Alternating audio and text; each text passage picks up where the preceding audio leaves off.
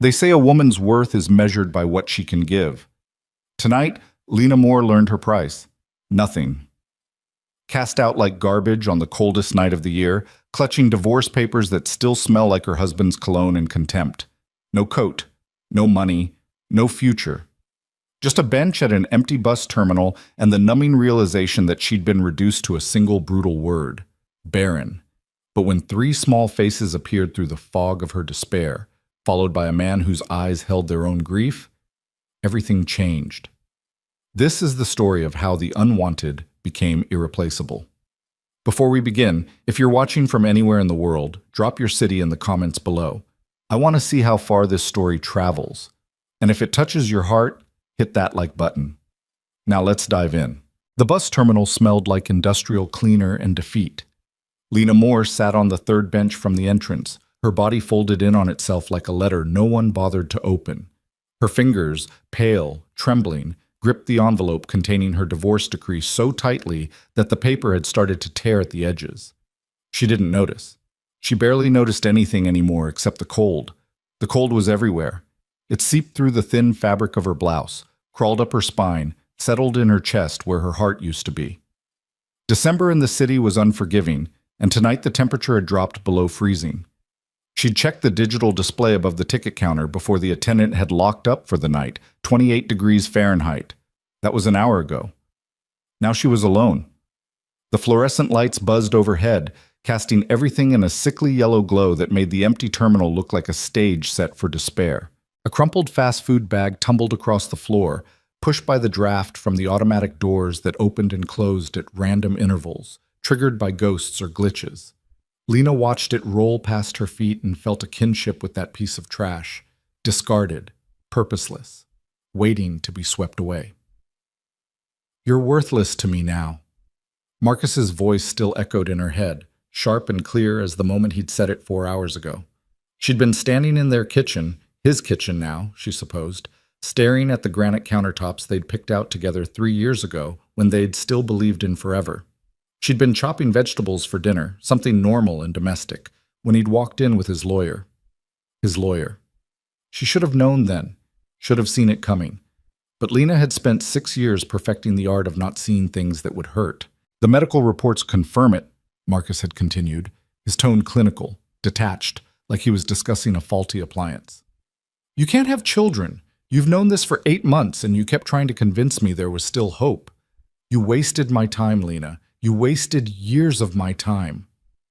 The lawyer, a sharp-faced woman named Patricia something, had slid the papers across the counter, right next to the half-chopped carrots and the knife still in Lena's hand. "Mr. Moore is prepared to offer you a very reasonable settlement," Patricia had said, her voice devoid of sympathy. "Given the circumstances, I'd advise you to sign." The circumstances. As if Lena's body's betrayal was some kind of crime. As if the diagnosis of premature ovarian failure she'd received last March was evidence of fraud. "I want you out tonight," Marcus had added, checking his watch like she was making him late for something important. "I'm having the locks changed in the morning." "Sign the papers, pack what you can carry, and go." "Marcus, please."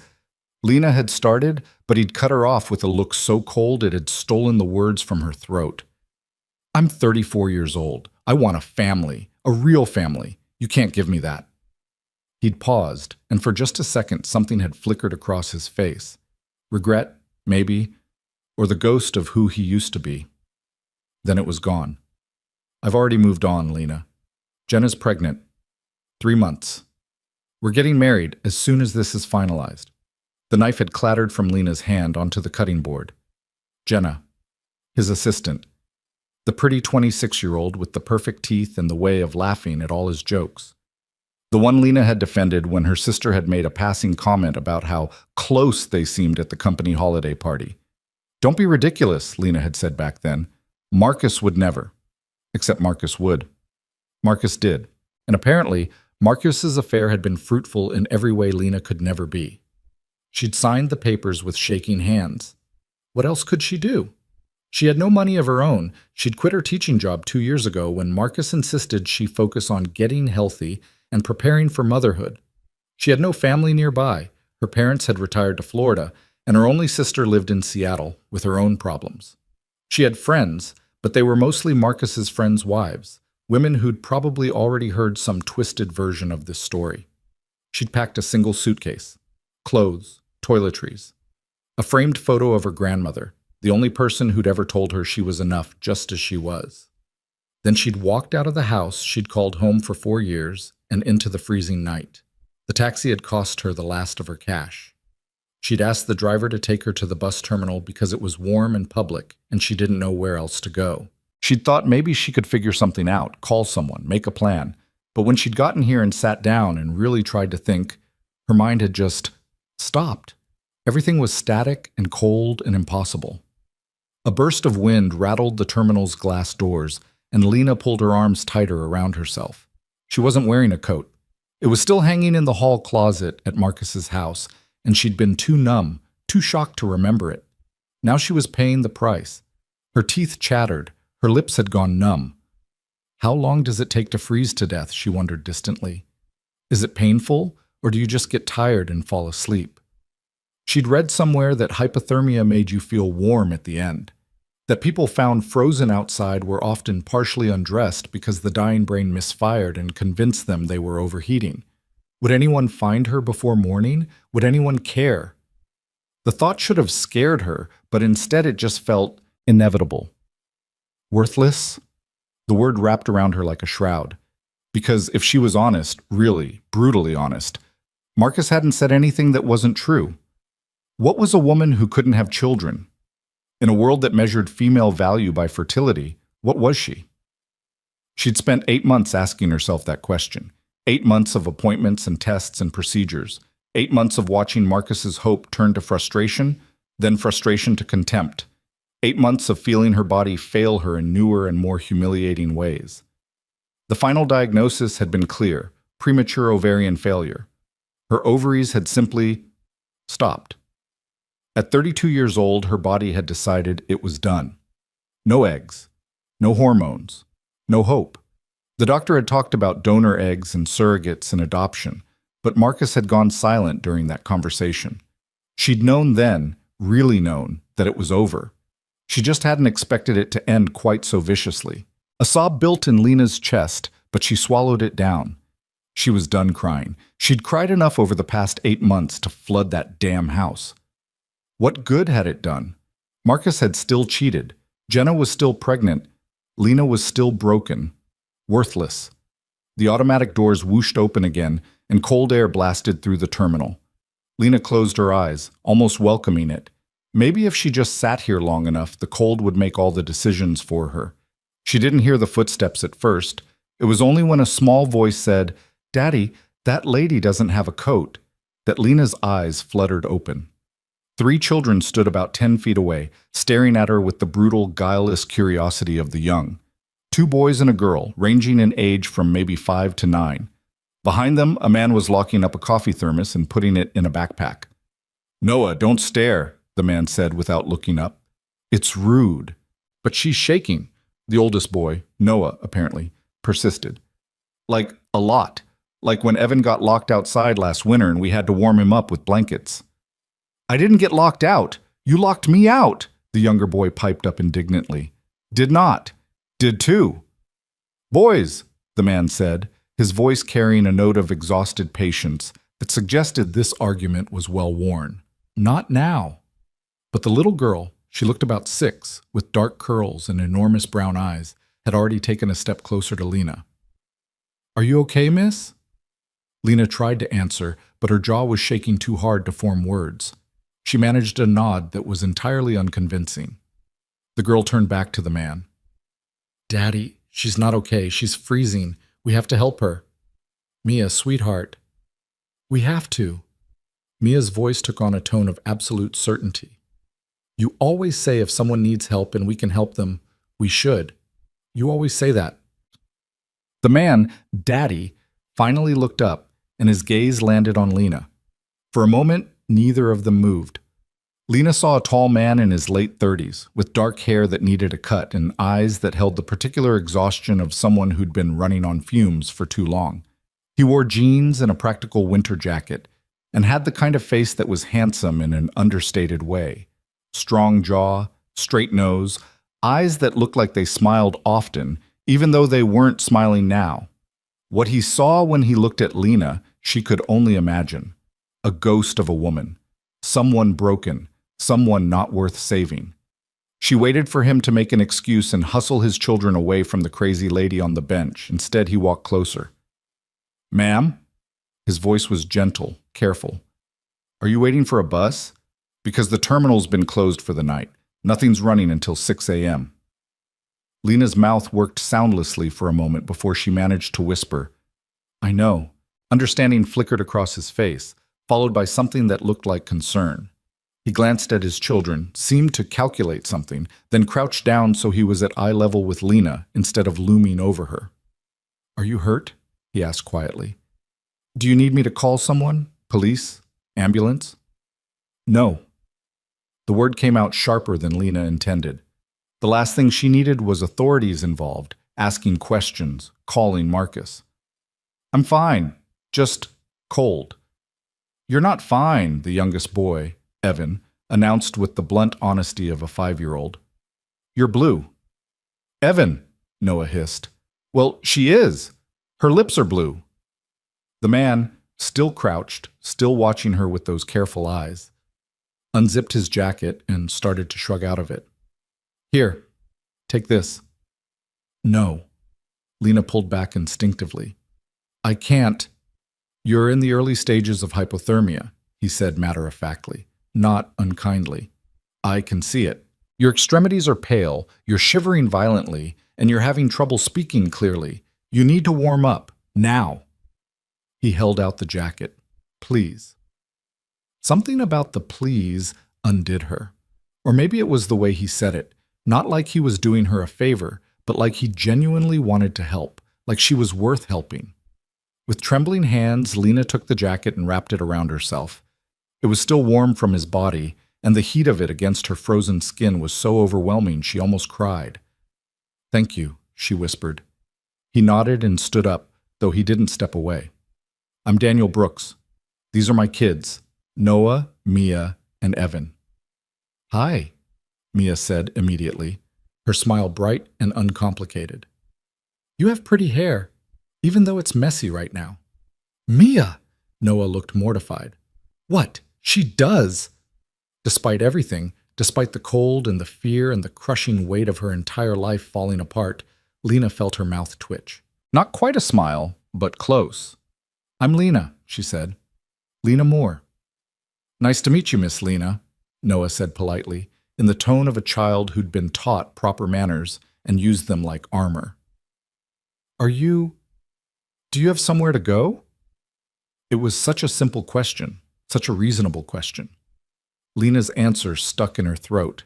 She watched Daniel's expression shift as the silence stretched on, saw the moment he understood. "You don't," he said quietly, not a question. Lena shook her head. "Family? Friends?" Not nearby, not anywhere I can." She trailed off. How could she explain? How could she tell this stranger that she had nowhere because she'd spent 6 years building a life with a man who discarded her the moment she became inconvenient? That every friend, every connection, every safety net had been tangled up in Marcus's world? Daniel seemed to read between the lines.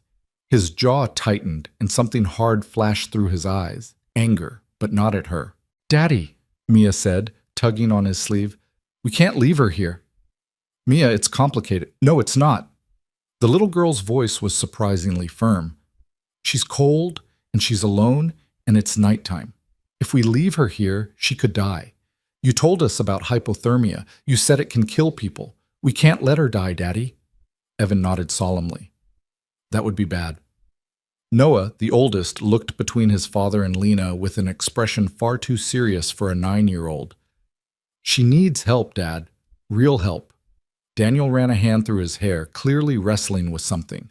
Lena wanted to tell him it was fine, that he should go, that she wasn't his problem, but the words wouldn't come because part of her, a small, desperate, pathetic part, wanted him to stay. Wanted someone, anyone, to stay. "Look, Daniel said finally, his tone careful. I have a guest room. It's not much, but it's warm and it's safe. You could stay there tonight, just tonight. Get warm, get some sleep, figure things out in the morning when your brain isn't shutting down from cold. Lena stared at him. You don't know me. I know you're in trouble. I know you're freezing. I know my daughter's right. I can't leave you here. He paused.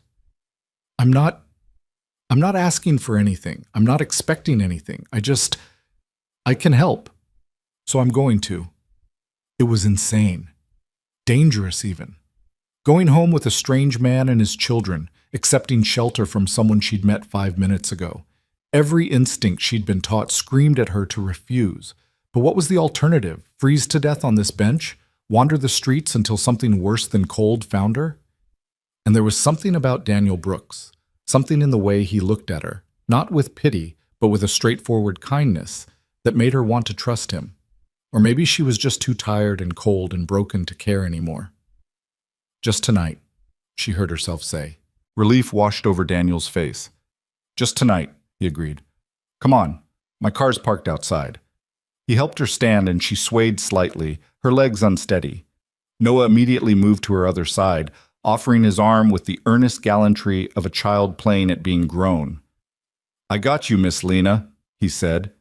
She could have cried at that, at the simple, uncomplicated goodness of it. Instead, she let him and his father guide her toward the exit, Mia and Evan trailing behind, already chattering about who got to sit where in the car. The night air hit her like a slap, but Daniel's jacket helped. So did the warmth of his hand on her elbow, steady and sure. His car was a slightly battered SUV that had clearly seen a lot of family use.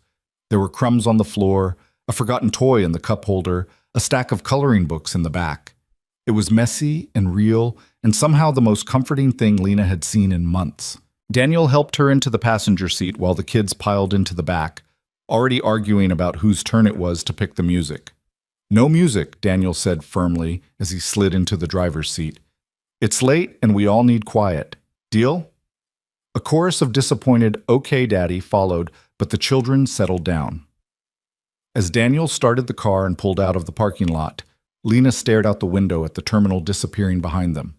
She should have been scared, should have been second-guessing this decision, but all she felt was exhausted. Thank you, she said softly, not looking at Daniel. You didn't have to do this. Yeah, he said, his eyes on the road. I did. They drove in silence for a while, broken only by the occasional whisper from the back seat and the hum of the heater slowly thawing Lena's frozen extremities. She watched the city slide past, familiar streets that suddenly felt foreign, like she was seeing them from someone else's life. Maybe I am, she thought. Maybe the woman I was died back in Marcus's kitchen, and this is someone else. Someone who gets in cars with strangers. Someone who has nowhere to go but forward. We live about 20 minutes from here, Daniel said eventually, his voice low. Quiet neighborhood. Nothing fancy, but the house is warm and there's food if you're hungry.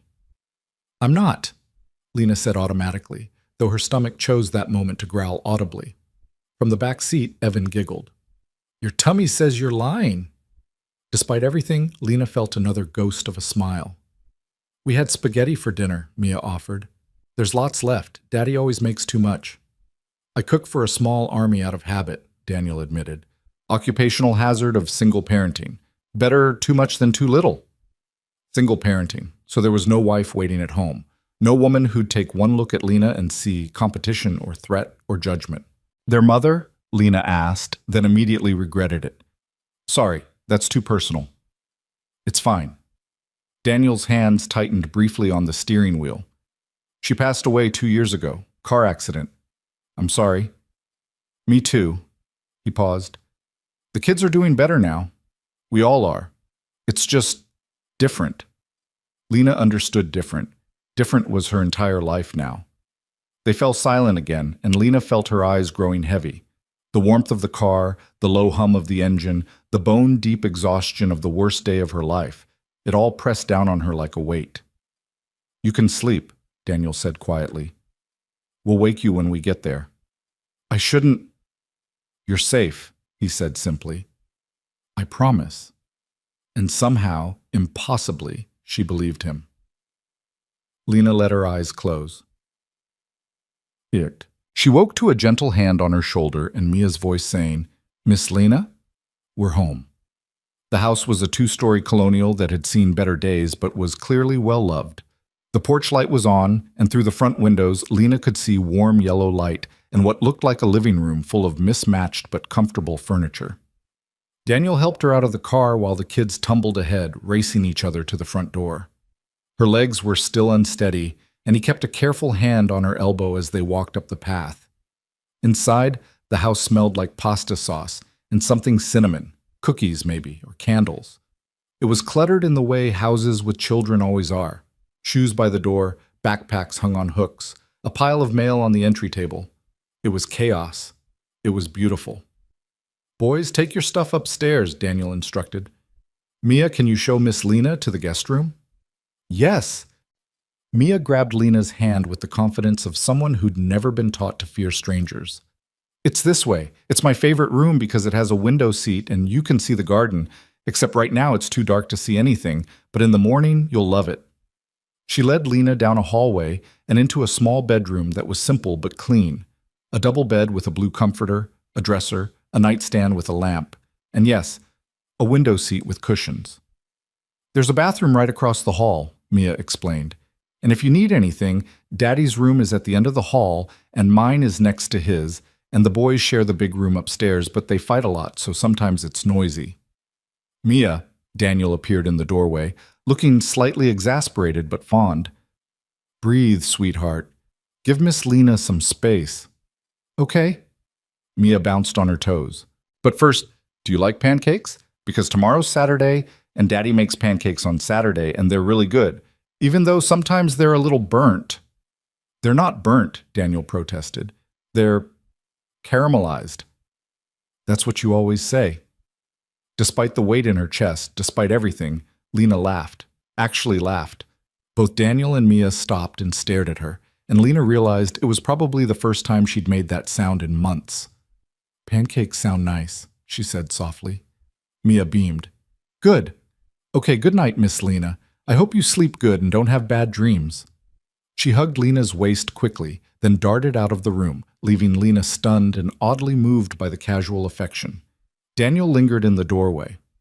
"There are towels in the bathroom cabinet if you want to shower, and I'll leave some clothes outside the door.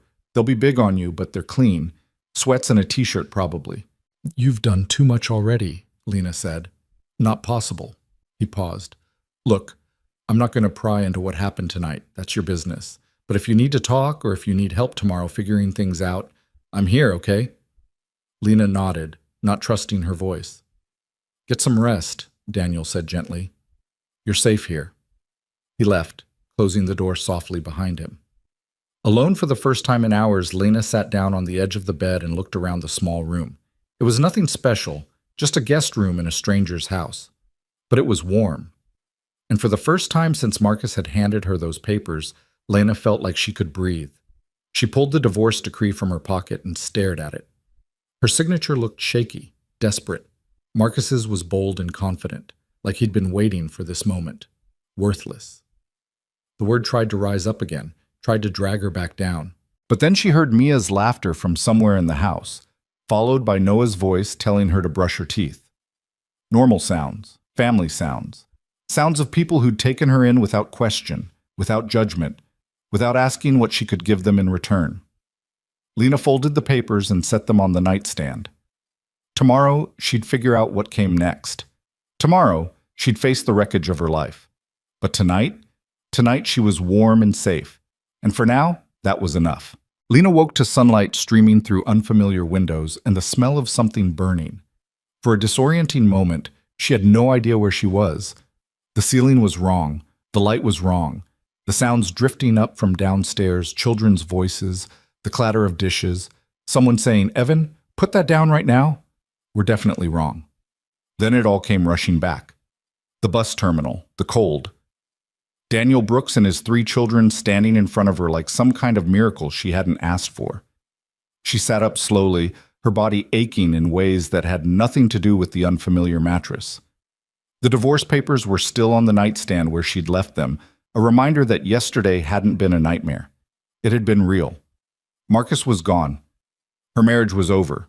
Her entire life had been dismantled in the space of a single evening. And now she was in a stranger's house wearing borrowed sweatpants and a t-shirt that read Bay Area Tech Summit 2023, surrounded by the chaotic sounds of a family that wasn't hers. She should leave. Should thank Daniel for his kindness and figure out her next move. Find a shelter maybe, or call her sister in Seattle and beg for a plane ticket. Something. Anything other than continuing to impose on people who'd already done more than enough. But when she stood and looked out that window seat Mia had mentioned, she saw a garden buried under winter frost, and beyond it, a swing set with 3 swings moving slightly in the morning breeze. It was such a simple scene, so ordinary, and yet it made her throat tight. When was the last time she'd seen a swing set? When was the last time she'd thought about children playing, without that thought immediately turning into a knife of grief over what she couldn't have? A knock on the door startled her. "Miss Lena?" Noah's voice tentative. "Are you awake? Dad says breakfast is almost ready." "Well, he says it's ready, but I think he burned the pancakes again." "I heard that," Daniel called from downstairs. "Well, you did," Noah called back, then lowered his voice conspiratorially. "He totally did." Despite herself, Lena smiled. "I'll be down in a minute." "Okay, the bathroom's across the hall if you need it. There's a new toothbrush in the cabinet. Dad always keeps extras because Evan keeps losing his." Footsteps retreated, and Lena stood there for a moment, marveling at the casual domesticity of it all. She found the toothbrush exactly where Noah said it would be, along with fresh towels and a basket of travel-sized toiletries that looked like they'd been collected from hotels.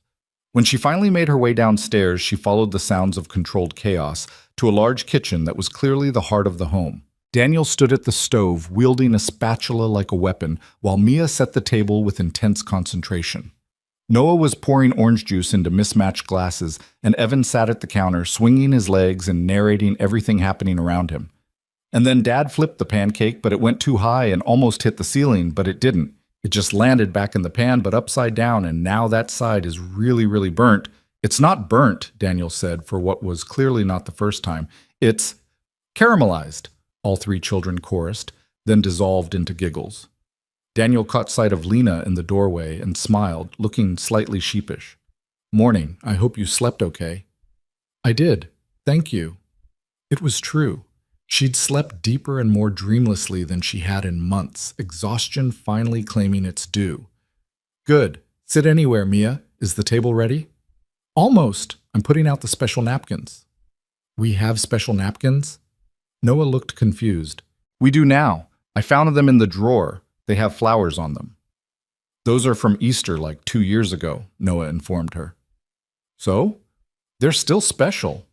Lena found herself settling into a chair at the kitchen table, watching this family move around each other with the practiced choreography of people who'd learned to function as a unit. Daniel served pancakes that were, in fact, slightly burnt on one side. Mia distributed the flowered napkins with great ceremony. Noah made sure everyone had juice. Evan provided unnecessary commentary on everything. It should have felt awkward. Lena should have felt like an intruder. Instead, it just felt warm. "So," Daniel said once everyone was seated and the initial breakfast chaos had settled into actual eating. "I called my sister this morning. She runs a women's shelter about 30 minutes from here. They have space if you need somewhere to stay while you figure things out." Lena's fork paused halfway to her mouth. Of course, he was trying to get rid of her politely. She'd known this was temporary, but somehow hearing the exit strategy laid out so clearly still stung. "That's very thoughtful," she managed. "Thank you." "Or," Daniel continued, and something in his tone made her look up, "you could stay here, just for a few days. A week, maybe. Until you have a real plan." Lena stared at him. "I couldn't possibly." "Why not?" Mia interjected, syrup on her chin. "We have the room and you're really quiet and you don't take up much space." "Mia, that's not—" Daniel started. "It's true," Mia insisted. "And you seem sad, Miss Lena. People shouldn't be alone when they're sad. That's what you always tell us, Daddy." Using my own wisdom against me, Daniel muttered, but his eyes were kind when he looked back at Lena. "She's not wrong, though. Look, I'm not trying to make you uncomfortable. If you'd rather go to the shelter, I completely understand. But if you want to stay here for a bit, figure things out without the pressure of time limits and intake processes, the offer's genuine. But why? Lena heard herself ask. You don't know me. I could be anyone. You could be, Noah said seriously, but you're not. We're good at reading people. Dad taught us. It's true, Evan added. One time there was a man at the park who seemed nice, but Dad said something was off, and then we saw on the news he was a bad guy who was stealing from people. That's not quite how that went, Daniel said. But the point stands. I've gotten pretty good at assessing character. Call it a necessary skill in my line of work. What do you do? Lena asked, realizing she knew almost nothing about this man who'd taken her in. I run a tech company. Software development, mostly. We design systems for hospitals and clinics, patient management, data security, that kind of thing. He shrugged like it was nothing, but Lena could tell from the way the children perked up that it was something they were proud of. Daddy's company helps sick people, Mia explained. Not like being a doctor, but the computers help the doctors help people. That's a very simplified version, Daniel said, but essentially accurate. A CEO. He was a CEO, and he'd stopped to help a freezing stranger at a bus terminal. The cognitive dissonance made Lena's head spin. I don't understand why you're doing this, she said quietly. Daniel set down his fork and looked at her directly. 2 years ago, my wife died, Sarah. She had the kids with her when it happened. There was an accident on the freeway. A truck lost control. Sarah died on impact. The kids survived without a scratch. The children had gone very quiet, the way children do when adults talk about painful things they're pretending not to hear. For months after, Daniel continued, I was barely functioning. I had help, my parents, Sarah's parents, my sister. But there were days when I couldn't get out of bed and nights when I couldn't sleep, and moments when I looked at my kids and had no idea how to be what they needed. He paused, and Lena saw the shadow of that grief pass across his face. One night, about 6 months after the funeral, I was at a 24-hour diner at 3 a.m. because the house felt too empty, and I couldn't stand my own thoughts. And this waitress, older woman, maybe 60, she saw me sitting there staring at cold coffee, and she just sat down. Didn't ask permission, just sat down and said, You look like you're carrying the world. Want to share the weight? I ended up talking to her for 2 hours, told her everything, and when I finally left, she wouldn't let me pay for the coffee. She just said, Pass it on. When you see someone drowning, throw them a rope. He looked at Lena, and his eyes were steady and honest. So that's what I'm doing, throwing you a rope. No strings attached, no expectations, just help, because I know what drowning feels like. Lena felt tears prick her eyes and blinked them back furiously. She would not cry in front of these children. She would not. It's okay to cry, Evan said matter-of-factly. We all cried a lot when Mommy died. Crying helps the sad come out. And that simple childish wisdom, broke something loose in Lena's chest. She didn't sob. She didn't fall apart. But tears slid down her face, and she didn't try to stop them. Mia appeared at her elbow with a flowered napkin. Here, for your sad.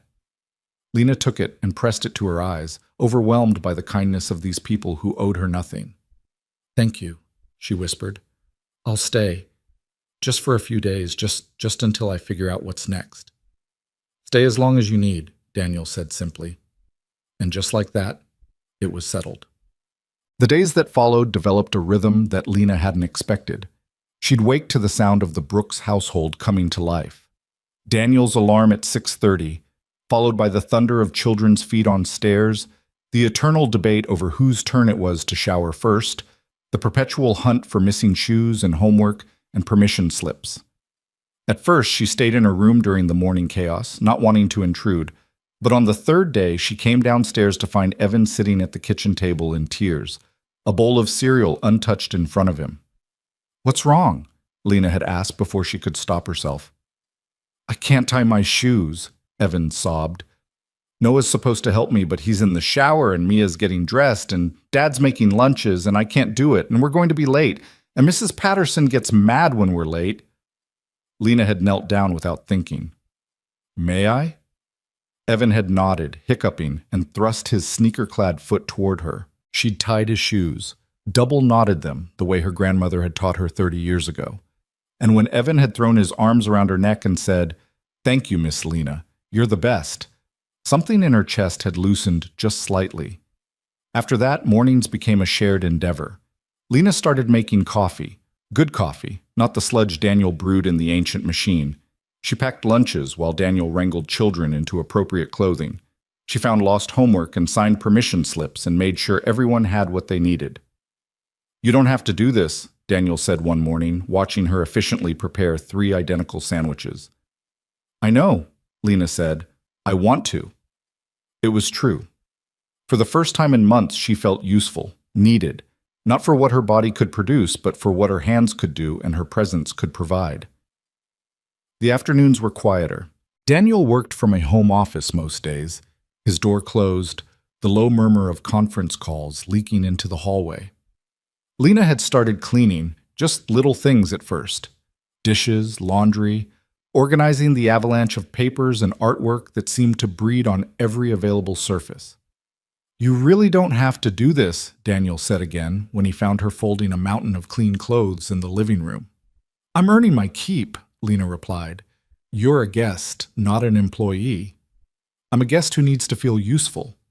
He'd studied her for a long moment, then nodded slowly. "Okay, but if it starts to feel like work instead of help, you tell me."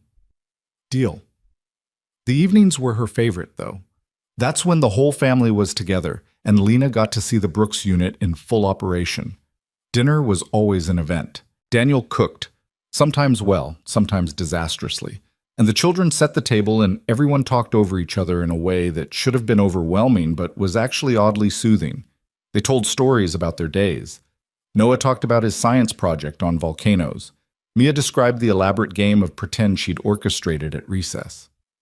Evan recounted in excruciating detail everything his kindergarten teacher, Mrs. Patterson, had said, done, or worn. And they asked Lena questions. "What's your favorite color?" Mia wanted to know. "Did you have pets when you were little?" from Noah. "Can you do a cartwheel?" Evan asked. "Because I'm learning and it's really hard." Simple questions. Child questions. Questions that had nothing to do with fertility or failure or worth. Lena answered them all and slowly, carefully, began to remember who she'd been before Marcus, before the diagnosis, before everything had fallen apart. She'd been a teacher once, 4th grade. She'd loved it, the chaos, the curiosity, the way children saw the world as full of possibilities instead of limitations. "Why'd you stop?" Noah asked one night when she mentioned it. Lena hesitated. Daniel's eyes found hers across the table, giving her an out if she needed it. But maybe she didn't need it. "I was married," she said carefully. "And my husband wanted me to focus on other things, so I quit." "That's dumb," Evan announced. "If you like teaching, you should have kept teaching." "Evan," Daniel said warningly. "Well, it is. You always say we should do what makes us happy." "It's more complicated than that when you're an adult," Lena said gently. "Why?" Mia asked with devastating simplicity. Lena didn't have a good answer for that. Later, after the kids were in bed and Lena was helping Daniel clean up the dinner debris, he said quietly, "For what it's worth, I think Evan's right. It was dumb." "He was my husband," Lena said. "I thought I was supporting him." "Did he support you?" The question hung in the air between them. "I used to think so," Lena said finally. "Now I'm not sure he ever did." Daniel was quiet for a moment, loading plates into the dishwasher with methodical precision. "Can I ask what happened? You don't have to tell me. But if you want to talk about it." Lena surprised herself by wanting to. Maybe it was the domestic comfort of the kitchen, or the fact that Daniel had shared his own grief so openly, or simply that she was tired of carrying it alone. So she told him about the diagnosis, the treatments, Marcus's growing distance and frustration, the affair, the divorce papers on the kitchen counter, being thrown out with nowhere to go. Daniel listened without interrupting, his expression growing darker as the story unfolded. When she finished, he was quiet for a long moment. "I'm sorry," he said finally. "I'm sorry that happened to you. I'm sorry he made you believe your worth was tied to something you couldn't control, and I'm really sorry he was too much of a coward to stand by you when things got hard." Lena blinked back tears. "He said I was worthless." "Then he's an idiot." Daniel's voice was firm. "You've been here less than a week, and you've already made this house run smoother than it has in 2 years. You've helped my kids with homework I don't understand. You've cooked meals that didn't come from a box. You've folded more laundry than I knew existed. You're not worthless, Lena. You're anything but. That's just domestic stuff. Anyone could do that. But you're doing it, and you're doing it well, and my kids—" He paused, shook his head. "My kids light up when you're around. Mia asks for you every morning. Noah actually did his reading homework without complaint because you made it into a game. Evan tied his own shoes yesterday because he wanted to show you he could." "That's not—" "It is," Daniel said gently. "It absolutely is. Whatever that man told you about your value, he was wrong. You're proving it every single day just by being here." Lena didn't know what to say to that, didn't know how to accept it, but maybe she didn't have to accept it all at once. Maybe she could just let it sit there, like a seed that might grow into something true. A week became 2. Lena still told herself it was temporary, still looked at apartment listings online and tried to figure out how she could afford first and last month's rent with no job and no savings. Still reminded herself every morning that this wasn't her family, wasn't her home, wasn't her life. But it was getting harder to remember. Harder when Mia crawled into her lap during movie night and fell asleep there, warm and trusting. Harder when Noah asked her to come to his science fair and beamed when she showed up. Harder when Evan started calling her Miss Lena who lives with us, instead of just Miss Lena. Harder when Daniel started looking at her with something that wasn't just kindness. She told herself she was imagining it, that the long looks across the dinner table and the way his hand would brush hers when they did dishes together were accidents, that the conversations that stretched late into the night after the kids were asleep were just friendship. But then one night, 2.5 weeks after she'd arrived, everything shifted. It was past midnight. The kids were long asleep. Lena had been in bed but couldn't sleep, her mind churning with logistics and fears and the growing awareness that she was getting too comfortable here. She'd come downstairs for water and found Daniel in the living room, sitting in the dark, a glass of something amber in his hand. "Couldn't sleep?" she asked quietly. He startled slightly, then shook his head. "Anniversary. Of Sarah's death. 2 years today." He took a sip of his drink. Whiskey, probably. "The kids don't remember the date. I never remind them. But I always remember." Lena sat down on the other end of the couch, leaving space between them. "Do you want to talk about her?" "I don't know." He was quiet for a moment. "Most people don't ask. They get uncomfortable." "I'm not most people." A small smile ghosted across his face. "No, you're not." He talked then. About Sarah, how they'd met in college, married young, built a life together. How she'd been funny and fierce and completely devoted to their kids. How the last thing she'd said to him that morning was, "Don't forget to pick up milk." "Such an ordinary thing," Daniel said, his voice rough. "And I didn't get the milk. I was at work, caught up in some crisis that probably wasn't actually a crisis, and I forgot. And then she was gone, and I never got to tell her I was sorry about the milk." "She knew you loved her," Lena said gently. "The milk didn't matter."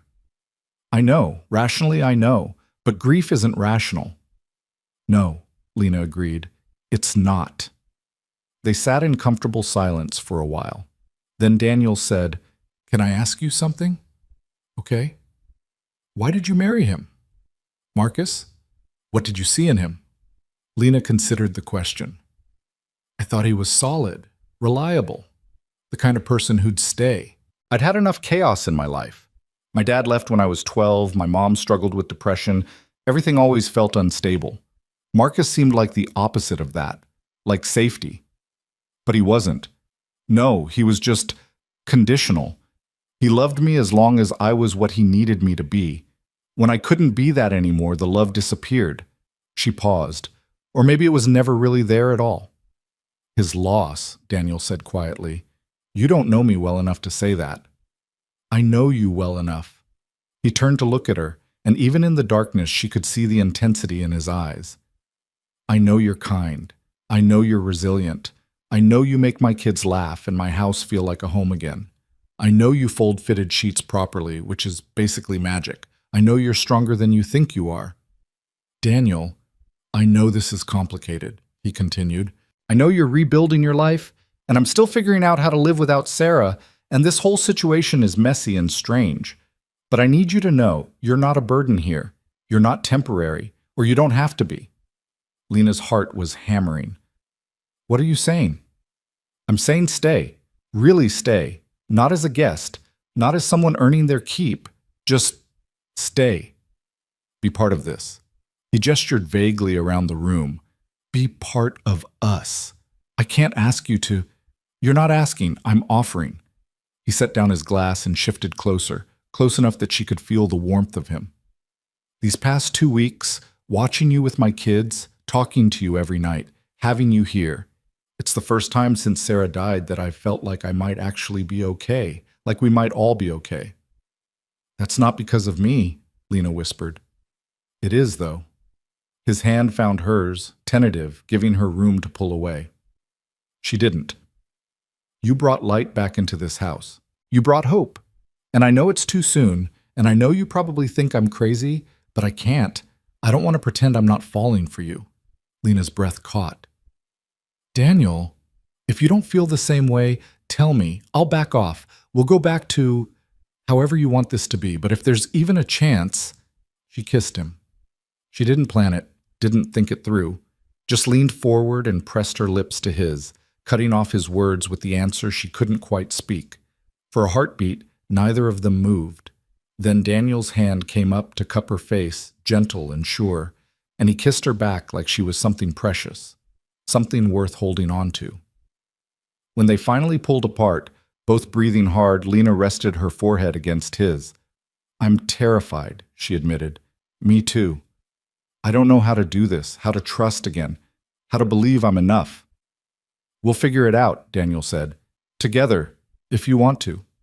"I want to," Lena heard herself say. "I really, really want to." He smiled, and it was like sunrise breaking through clouds. "Yeah?" "Yeah." They stayed like that for a long time, holding each other in the dark, two broken people finding wholeness in the spaces between their cracks. And for the first time since that night at the bus terminal, Lena let herself believe in the possibility of tomorrow. If you or someone you know is having a difficult time, free support is available. Find resources. Morning came too quickly and not quickly enough. Lena woke in her own bed, alone, but the memory of Daniel's kiss still burned on her lips like a brand. She touched her mouth with trembling fingers, half convinced she'd dreamed the entire thing. But no, it had been real. The conversation, the confession, the way he'd looked at her like she was something worth wanting. She should have been terrified, should have been running for the door, protecting what was left of her broken heart. Instead, she felt alive. The house was already stirring when she came downstairs. Saturday morning, which meant pancakes and chaos and the luxury of no school rush. Lena paused in the kitchen doorway, suddenly uncertain. Would things be different now? Awkward? Would Daniel regret what he'd said in the darkness? But when he looked up from the stove and smiled, that soft, genuine smile that crinkled the corners of his eyes, all her fears quieted. "Morning," he said, and there was something in his voice, something warm and intimate that made her blush. "Morning." "Miss Lena," Mia appeared from under the table, where she'd apparently been organizing her collection of toy horses. "You're awake. Dad's making chocolate chip pancakes because it's a special day." "Is it?" Lena asked, accepting the cup of coffee Daniel pressed into her hands, his fingers lingering just a moment longer than necessary. "Every day you're here is special," Daniel said quietly, and the look he gave her made her heart stutter. Evan came thundering down the stairs, Noah close behind, and the moment shifted back into the comfortable chaos of breakfast. But throughout the meal, Lena caught Daniel watching her, and each time their eyes met, something electric passed between them. The children noticed nothing, or if they did, they said nothing, too absorbed in their pancakes and their plans for the day. Noah wanted to work on his science project. Mia needed help building a fairy house in the backyard. Evan was determined to finally master tying his shoes without help. It was beautifully, perfectly normal, and it terrified Lena how much she wanted to keep it. After breakfast, while the kids scattered to their various pursuits, Daniel caught her hand in the hallway. "We should talk," he said. "Really talk. About what happens next." "Okay." Her voice came out steadier than she felt. They ended up in his home office, a cluttered space dominated by 2 large monitors and stacks of paperwork that suggested organized chaos. Daniel closed the door, not all the way. She noticed that, the way he left it cracked so they could hear the kids, and gestured for her to sit. "I meant what I said last night," he began, leaning against his desk, arms crossed. "All of it. But I also realize I dropped a lot on you at once, and you're still figuring out your own life, and the last thing I want is to add pressure." "You're not," Lena said quickly. Then, more honestly, "Or maybe you are, but not in a bad way.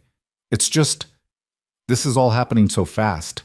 A month ago, I was married to someone else. 3 weeks ago, I was freezing to death in a bus terminal. And now I'm—" She gestured helplessly. "I don't even know what I am." "You're someone who's allowed to take her time," Daniel said gently. "Someone who doesn't have to have all the answers right now. But you need answers about whether I'm staying, what this is, where it's going. I need you to be honest with me, that's all." He moved to sit in the chair next to hers, close enough that their knees almost touched. "Tell me what you're thinking, what you're feeling, what you're afraid of." Lena took a breath, searching for the right words. "I'm afraid of being broken, of not being enough. I know what you said about my worth and what I contribute here, but Daniel, I can't have children. And you already have 3, so maybe that doesn't matter to you. But it matters to me because it's this thing I can't escape, this permanent failure stamped on my body. Lena, let me finish." She needed to get this out, needed him to understand. "I'm afraid that one day you'll look at me and see what Marcus saw. Something incomplete, something not quite right. And I don't think I could survive that again. Being wanted and then unwanted. Being loved and then discarded." Daniel's jaw tightened. "I'm not Marcus. I know, I do know that. But knowing it and believing it are different things." He was quiet for a moment, and she could see him choosing his words carefully. "When Sarah died, everyone told me I'd find love again, that I was young, that I had my whole life ahead of me, that time heals all wounds, and I hated them for it because they didn't understand. I didn't want to heal. I wanted Sarah back." Lena listened, seeing the old pain flicker across his features. "But then you showed up," he continued, "and for the first time in 2 years, I felt something other than grief. And it scared the hell out of me because I thought wanting someone new meant forgetting Sarah, replacing her, betraying what we had." "And now?" Lena asked softly. "Now I understand that love isn't finite, that having room in my heart for you doesn't diminish what I had with Sarah. She was my past. She's part of who I am, but you—" He reached out, tucked a strand of hair behind her ear.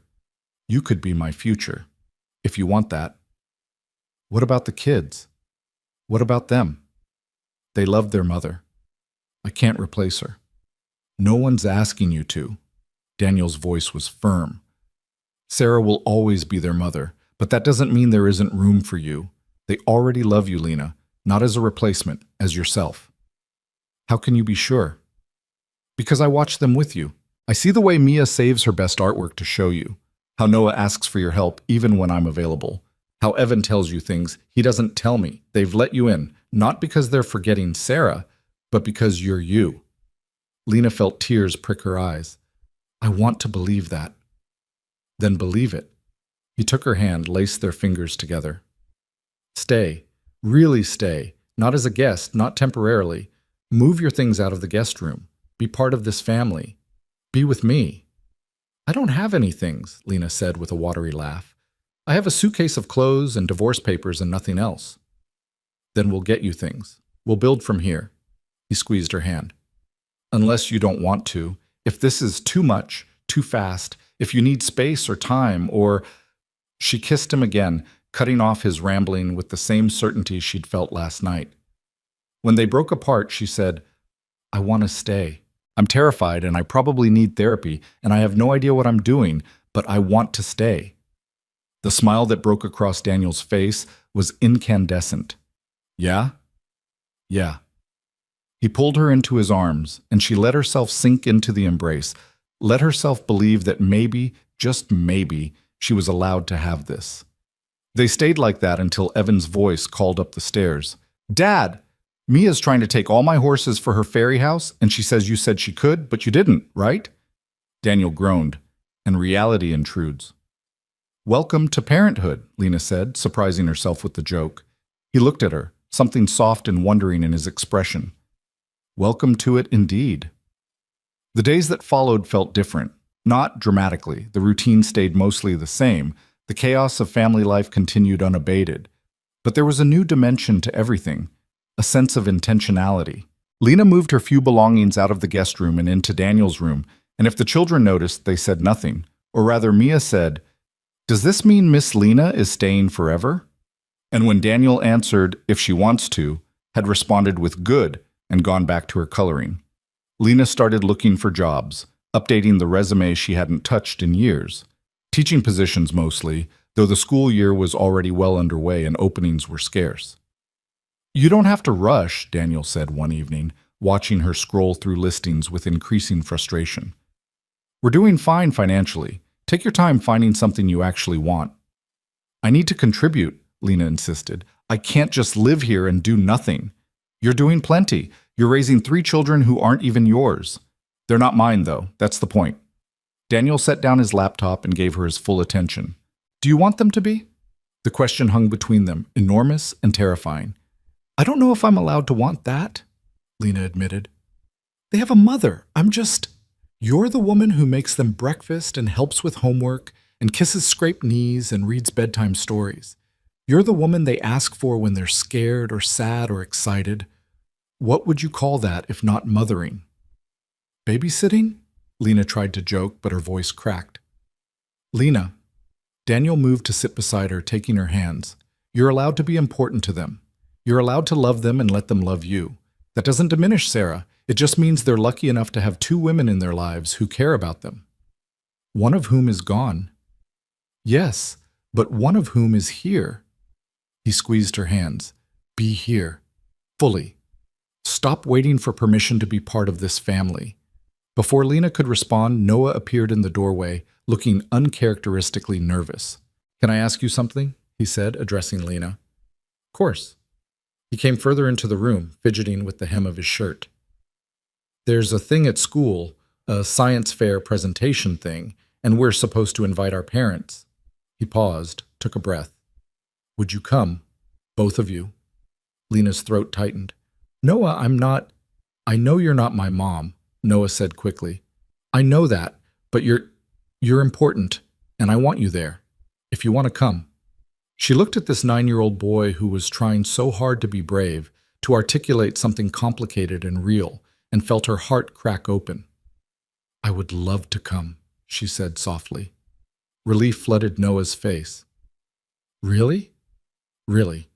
He smiled, rare and genuine, and then, in a move that surprised all 3 of them, crossed the room and hugged her, quick and fierce, and over almost before it started. Thanks, Lena, he said, and disappeared back upstairs before she could respond. Lena sat frozen, the feeling of his small arms around her ribs still imprinted on her body. That's the first time he's hugged anyone who isn't family since Sarah died, Daniel said quietly. Just so you know. Daniel, you're family, he said simply, whether you believe it yet or not. The science fair was on a Thursday evening, and Lena spent an embarrassing amount of time deciding what to wear. Too formal would be weird. Too casual would seem like she didn't care. She finally settled on slacks and a sweater, something teacher-appropriate, and tried not to think too hard about what that choice meant.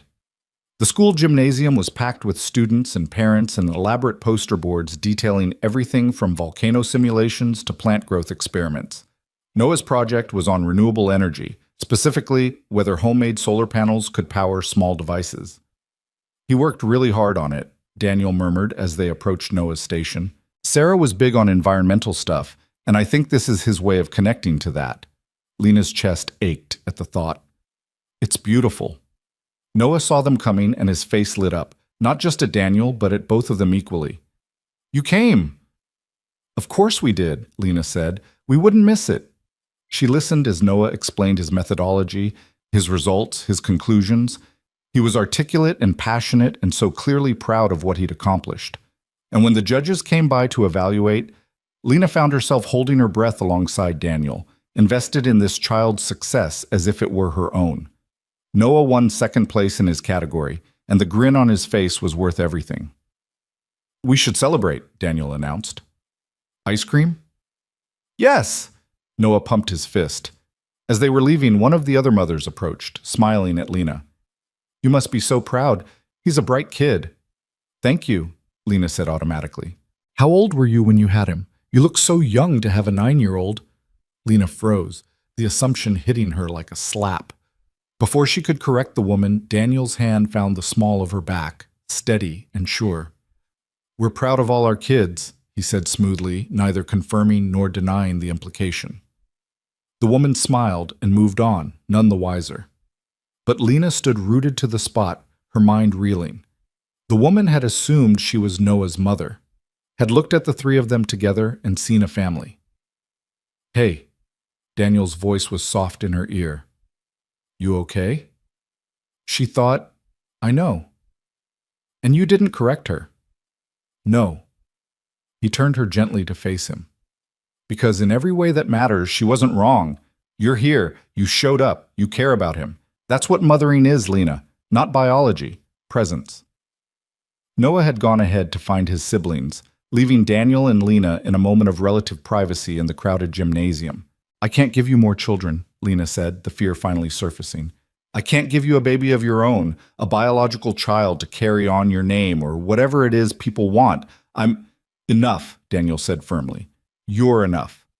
I have 3 children. I don't need more. What I need is someone who loves them and loves me and wants to build a life together. That's you. That's all I want. What if you change your mind? I won't. But what if... He kissed her, there in the middle of the school gymnasium, in front of parents and teachers and curious students. Kissed her like she was precious, like she was chosen, like she was exactly what he wanted. When he pulled back, his eyes were serious. I'm not Marcus. I won't leave because you can't give me something I don't need. I'm here because of who you are, not what your body can do. Lena wanted to believe him, wanted it with a desperation that scared her. Okay, she whispered. Okay? I'll try. To believe you. To believe I'm enough. He smiled and pressed his forehead to hers. That's all I ask. They collected the children and went for ice cream, and Lena watched Noah's joy and Mia's chocolate-smeared face and Evan's enthusiastic recounting of his own day. She watched Daniel navigate the chaos with practiced ease and infinite patience, and she let herself think, just for a moment, that maybe this could be her life. The call came 2 weeks later, on a Tuesday morning while Lena was folding laundry and Daniel was in a video conference. Miss Moore? The voice was professional, female. This is Patricia Grant. We spoke several weeks ago regarding your divorce proceedings. Lena's blood went cold. Marcus's lawyer. Yes? I'm calling to inform you that Mr. Moore is contesting the settlement. He's requesting that you return several items he believes were removed from the marital home without his permission. I didn't take anything, Lena said, confused. I left with 1 suitcase of clothes. He's claiming otherwise. There's also the matter of the joint bank account. Mr. Moore is alleging that you accessed funds that were... I haven't touched that account since the night he threw me out, Lena interrupted, her voice shaking. I don't even have the card anymore. I left it on the kitchen counter. Nevertheless, there have been withdrawals, and Mr. Moore is suggesting that perhaps you should... This is harassment, Lena said flatly. There's nothing to contest. I signed his papers. I took nothing. I want nothing from him. Be that as it may, he's within his rights to... Lena hung up, her hands trembling so badly she nearly dropped the phone. Daniel appeared in the doorway moments later, his conference clearly abandoned. What's wrong? I heard you on the phone. Marcus. The name tasted like poison. His lawyer called. He's contesting the settlement, claiming I took things from the house, that I accessed bank accounts. None of it's true, but he's... Her voice broke. He won't just let me go. Daniel's expression went thunderous. Can he do this? Legally? I don't know. Probably. He has money and lawyers, and I have nothing. The old fear was rising, the sense of worthlessness, of being ground under someone's heel. Maybe I should just go back, talk to him, figure out what he wants. Absolutely not. Daniel crossed the room and took her shoulders gently but firmly. You're not going back to him. You're not talking to him. And you're definitely not alone in this. Daniel, I can't ask you to. You're not asking. I'm telling you. We're getting you a lawyer, a good one. And we're dealing with this properly through legal channels so that man can never touch you again. I don't have money for a lawyer. I do. When she started to protest, he said, This isn't charity, Lena. This is me protecting someone I love from a man who's trying to hurt her. Let me do this. Someone he loved. The words hung in the air between them, enormous and undeniable. You love me? Lena whispered. Daniel's expression softened. Yeah, I do. I probably have for a while now, but I was trying not to rush you, but yes, I love you, and I'm not going to let Marcus or anyone else make you feel small ever again. Lena's eyes filled with tears. I love you too. I think I have since you gave me your jacket at the bus terminal. I just didn't think I was allowed to feel it. He pulled her into his arms, and she let herself break a little, let the fear and frustration pour out against his chest while he held her steady. We'll handle this, he murmured into her hair. Together. Together, she echoed, and tried to believe it. The lawyer Daniel hired was a sharp-eyed woman named Rebecca Chen, who listened to Lena's story with the focused intensity of a predator sizing up prey. He's bluffing, she said when Lena finished. Or he's trying to intimidate you into giving him something he thinks he's entitled to. Either way, we shut it down fast and hard. How? Lena asked. We document everything. We get statements from the taxi driver who took you to the bus terminal that night. We pull bank records showing you haven't touched that account. We get affidavits from anyone who can verify you left with one suitcase and nothing else. Rebecca's smile was sharp. And then we send his lawyer a very polite letter explaining that if Mr. Moore continues this harassment, we'll file a countersuit for emotional distress. Will that work? 90% of the time, yes. Men like your ex-husband are bullies. They're used to people backing down. When someone stands up to them, they fold. She paused. There's always the 10% chance he's actually unhinged and will push forward. But if that happens, we bury him in paperwork until he gives up. Daniel, who'd been sitting quietly beside Lena throughout the consultation, said, Do it, whatever it takes. Rebecca nodded. I'll have the initial response drafted by end of day. In the meantime, Lena, do not answer any calls from Marcus or his lawyer. All communication goes through me now. Leaving the lawyer's office, Lena felt simultaneously lighter and more anxious. What if this backfires? What if he escalates? Then we escalate right back, Daniel said firmly. You're not alone in this anymore. He can't hurt you. That night, after the children were asleep, Lena and Daniel sat in the backyard despite the cold, wrapped in blankets and watching their breath fog in the air. I never asked, Lena said quietly. What you're building at work? Your company. You said there was a big contract. Daniel was silent for a moment. Yeah, there is. Tell me about it. He sighed, a sound heavy with something Lena couldn't quite identify. It's a government contract. Healthcare systems for VA hospitals across 3 states. It's huge, potentially 5 years of work, enough to triple the size of my company. That's incredible, Lena said. Daniel, it requires relocation, he said quietly. Not permanent, but I'd need to be in DC for at least 4 months, maybe 6. Overseeing implementation, training their teams, working on site. Lena's stomach dropped. When? They want me to start in February, 6 weeks from now. 6 weeks. Barely any time at all. Can you do it remotely? Lena asked, already knowing the answer. Not this part. Later phases maybe, but the initial setup requires physical presence. He turned to look at her. I've been trying to figure out how to tell you, trying to decide if I should take it at all. Of course you should take it. This is your career, your company. It's 4 to 6 months away from my kids, Daniel said. Away from you, right when we're just figuring this out. We'll manage. Will we? His voice was raw. Because I've already lost one person I loved. I'm not eager to lose another. You won't lose me, Lena said. But even as she said it, doubt crept in. Long distance, 4 to 6 months, 3 children who needed stability. How could that possibly work? Come with me, Daniel said suddenly. Lena stared at him. What? Come with me. All of us.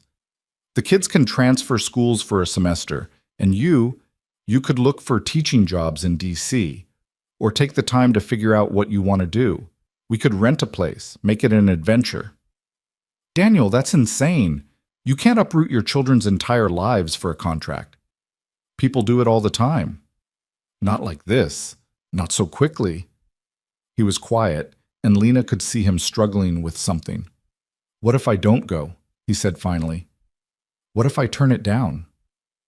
Then you resent me for holding you back, and we fall apart anyway. Lena shook her head. You have to take this opportunity, Daniel. It's too big not to. But we'll figure it out, she said, with more confidence than she felt. You go. I'll stay here with the kids. We'll video call every day. It's 4 months, maybe 6. We can do that. Daniel looked at her for a long moment, and she saw the war in his eyes. Ambition versus family, career versus love. I don't want to choose, he said quietly. You're not choosing. You're building a future for all of us. That's different. He pulled her close, and they sat there in the cold, holding each other against the uncertainty of what came next. I love you, he said into her hair.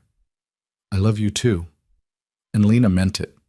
But she also couldn't shake the feeling that something fundamental was about to shift, and she had no idea if they'd survive it.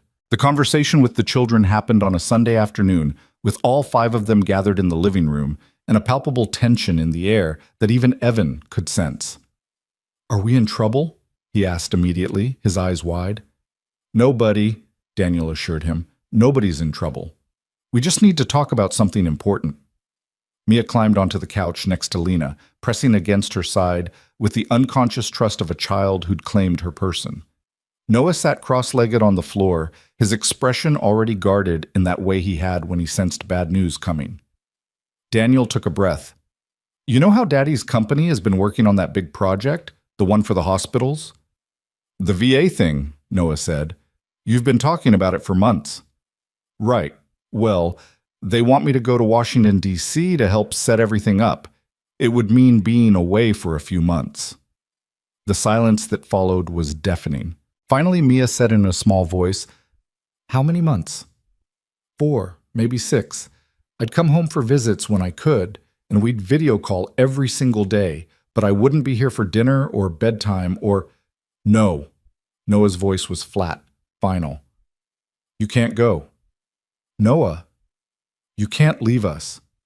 The 9-year-old's face had gone pale. Mom left and she didn't come back. You can't leave too. The words hit like a physical blow. Daniel moved to kneel in front of his son, but Noah jerked away. She didn't choose to leave, Daniel said gently. What happened to Mom was an accident. This is different. This is work, and I'd be coming back, I promise. That's what you said when she went to the store that day, Noah said, and there were tears streaming down his face now. You said she'd be right back, but she wasn't. And if you go, you might not come back either. Lena's heart shattered. She'd known the children had lost their mother, but seeing the depth of that trauma, the way it had embedded itself in Noah's bones, was something else entirely. Mia had started crying too, silently, her small body shaking against Lena's side. Evan looked between his siblings and his father, his bottom lip trembling. What if we all went? Lena heard herself say. Together, as a family. Everyone turned to look at her. We talked about this, Daniel said carefully. You said uprooting the kids wasn't fair. I know what I said, but looking at them now… She glanced at Noah's devastated face, Mia's tears, Evan's confusion. Maybe staying together is more important than staying put. You'd do that? Daniel's voice was rough with emotion. You'd come with us? If it meant keeping this family together? Yes. Lena looked at each of the children in turn. But only if that's what everyone wants. This affects all of us. I want to stay together, Mia said immediately, wiping her eyes. I don't want Daddy to go without us. Me neither, Evan chimed in. All eyes turned to Noah, who was still radiating anger and fear in equal measure. It doesn't matter what I want, he said bitterly. Adults always do what they want anyway. That's not true, Daniel said firmly. What you want matters. What all of you want matters. That's why we're having this conversation. Then I want you to stay, Noah shot back. I want everything to stay the same. I want Mom to not be dead, and for us to be a normal family again. The raw honesty of it left everyone speechless. Lena found her voice first. You're right, she said quietly. That's what you deserve. That's what should have happened. And I'm so sorry it didn't. Noah looked at her, surprise flickering through the anger. But we can't change what happened, Lena continued. We can only decide what happens next. And right now, your dad has an opportunity that could help a lot of people and make sure you guys have everything you need. But he won't take it if it means hurting you. None of us will. So what do we do? Noah asked, and he sounded so young, so lost. We decide together, Daniel said. Real family meeting. Everyone gets a vote, everyone's voice counts. And whatever we choose as a team. They talked for over an hour about what moving would mean, new schools, new friends, new routines, about what staying would mean. Daniel gone for months, the family fractured by distance, about fears and hopes and what-ifs. Slowly, Noah's walls began to crack. If we went, he said cautiously, would Lena come too? If you wanted me to, Lena said, if you think that would help, would you be in charge while Dad's working? Lena glanced at Daniel, who nodded almost imperceptibly. I would take care of you, she said carefully. Make sure you got to school, help with homework, make dinner, all of that. But I'm not trying to replace your mom, Noah. I could never do that. I know, Noah said, and his voice was small.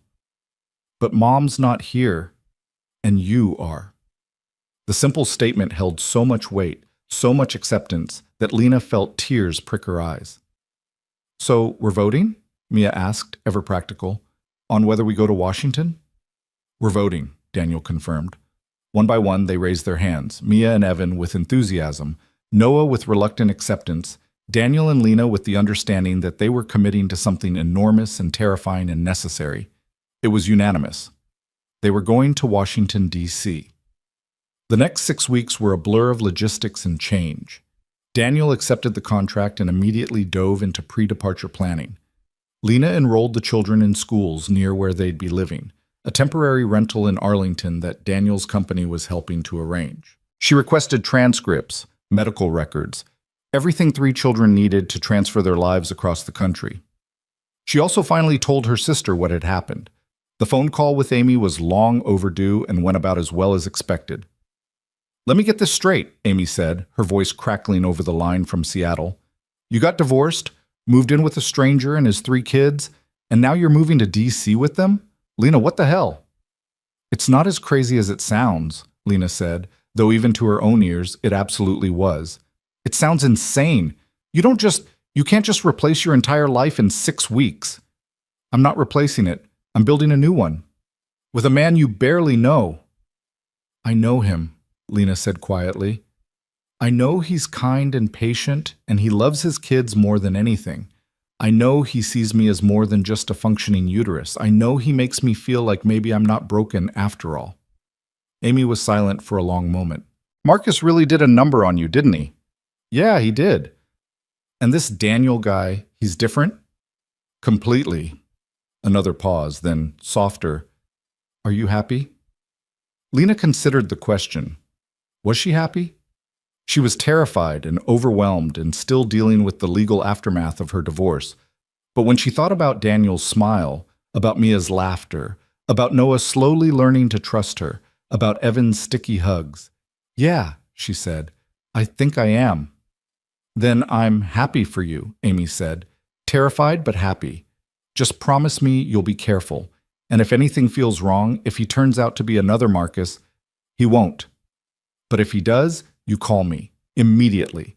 I will fly out and drag you back myself if I have to. Despite everything, Lena smiled. Deal. Marcus's harassment continued sporadically. His lawyer would call Rebecca Chen with new allegations that Lena had kept jewelry, that she'd damaged property, that she'd violated some clause of the settlement. Each time, Rebecca would calmly dismantle the claims with documentation and facts. And each time, Marcus would back down. He's trying to maintain control, Rebecca explained during one of their check-ins. He can't accept that you've moved on, so he keeps pulling you back into his orbit through legal channels. How do we make him stop? Lena asked. We're filing for a restraining order. Not a physical one, since he hasn't made threats, but a legal one preventing further harassment through his attorney. If he violates it, there are consequences. Will it work? Eventually. Men like him need to feel like they've won something. Once he realizes he's not getting anything from you, not fear, not compliance, not even attention, he'll move on. Lena wanted to believe that, but part of her would always be waiting for Marcus's next move, the next way he'd try to prove she was worthless. 2 weeks before the move to D.C., Lena was helping Mia pack her room when the little girl asked, "Are you going to marry my daddy?" Lena's hand stilled on the box of stuffed animals she'd been filling. "What makes you ask that?" "Because you love him, and he loves you, and that's what people do when they love each other. They get married." "Sometimes," Lena said carefully, "but not always right away. Sometimes people need time to be sure." "Are you sure?" Such a simple question from a 6-year-old. Such an impossible answer. "I'm sure I love him," Lena said, "and I'm sure I love you and your brothers. But marriage is a big step, and I've already made that mistake once. I want to be really, really careful before I do it again." Mia considered this with the gravity of someone much older. "Because your first husband was mean to you." It wasn't a question, but Lena answered anyway. "Yes, he was. Daddy would never be mean to you. He's not mean to anybody. Even when Noah breaks stuff or Evan makes messes, Daddy just takes deep breaths and uses his calm voice." Despite the heavy subject matter, Lena smiled. "You're right. Your dad is very patient. So you should marry him," Mia concluded with 6-year-old logic. "Because then you'd be my mom for real." Lena's breath caught. "Mia, I know you're not my real mom," Mia said quickly. "I know my real mom died and she's not coming back. But you're here, and you braid my hair and help me with reading, and you always remember that I don't like tomatoes. That's mom stuff." "It is," Lena agreed, her voice thick. "So even if you don't marry Daddy, could you still be my mom anyway? Just the regular kind, not the married kind?" Lena pulled Mia into her lap, this sweet, brave little girl who'd lost so much and was still willing to open her heart. "I would be honored," she whispered, "to be any kind of mom you want me to be." Mia hugged her tight, and Lena closed her eyes against the tears, overwhelmed by the trust being placed in her hands. That night, she told Daniel about the conversation. They were in bed, the house finally quiet after hours of packing chaos, and Lena had been turning the moment over and over in her mind. "Mia asked if I was going to marry you," she said into the darkness. Daniel went very still beside her. "What did you tell her?" "That I needed to be sure, that I'd made mistakes before and wanted to be careful." "And are you?" "Sure." Lena rolled to face him, trying to read his expression in the dim light from the hallway. "Are you asking me to marry you?" "Not yet," Daniel said carefully. "But eventually, yes, when the time is right, when you're ready, when you believe that what we have is real and lasting and not going to disappear the moment things get hard.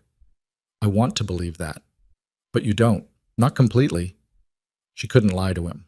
"There's still a part of me waiting for you to realize I'm not enough, that I'm broken in ways that matter." Daniel sat up and turned on the bedside lamp, flooding the room with soft light. "Look at me," he said gently. Lena sat up too, pulling the blanket around herself. "You are not broken," Daniel said, each word deliberate. "You have a medical condition that affects your fertility. That's it. That's all it is. It doesn't make you less of a woman, less of a partner, less of a mother to my children. It's just a thing your body can't do, like how I can't carry a tune or how Noah can't eat shellfish. It's a fact, not a failure." Marcus made it feel like a failure. Marcus was wrong and cruel and so wrapped up in his own ego that he couldn't see what he had. Daniel took her hands. I see you, Lena. Not your diagnosis, not your fertility. You. The woman who makes terrible coffee and folds fitted sheets like a magician. The woman who stayed up all night helping Noah with his science project and who learned to braid hair from YouTube videos because Mia asked. The woman who's braver than she thinks she is. I'm not brave, Lena whispered. I'm terrified all the time. Being brave doesn't mean not being scared. It means being scared and doing it anyway. He cupped her face gently. You left an abusive situation. You accepted help from strangers. You let yourself care about 3 traumatized kids and their mess of a father. You're packing up your entire life to move across the country for a family that isn't even legally yours. That's brave, Lena. That's so damn brave. She wanted to believe him, wanted to internalize these words and let them replace Marcus's poison. What if I can't be what they need? She asked. What if I'm not mother enough for them? You already are, Daniel said simply. They chose you. Noah chose you when he asked you to his science fair. Mia chose you when she asked if you'd be her mom. Evan chooses you every time he runs to you with a scraped knee or a bad dream. You don't need to be Sarah. You just need to be you. And that's enough? More than enough. He pressed his forehead to hers. I love you. Not in spite of your infertility, not with reservations or conditions. I love you because you're you, because you make my life better, because my kids are happier with you in their world, because I wake up every morning grateful that you're here. Lena's eyes filled with tears. I love you too, so much it scares me. Good scared or bad scared? I don't know yet. He smiled softly. That's honest. I'll take it. They held each other in the lamplight, 2 broken people who'd somehow found wholeness in each other's cracks. The week before they left, Marcus made one final play. He showed up at the house.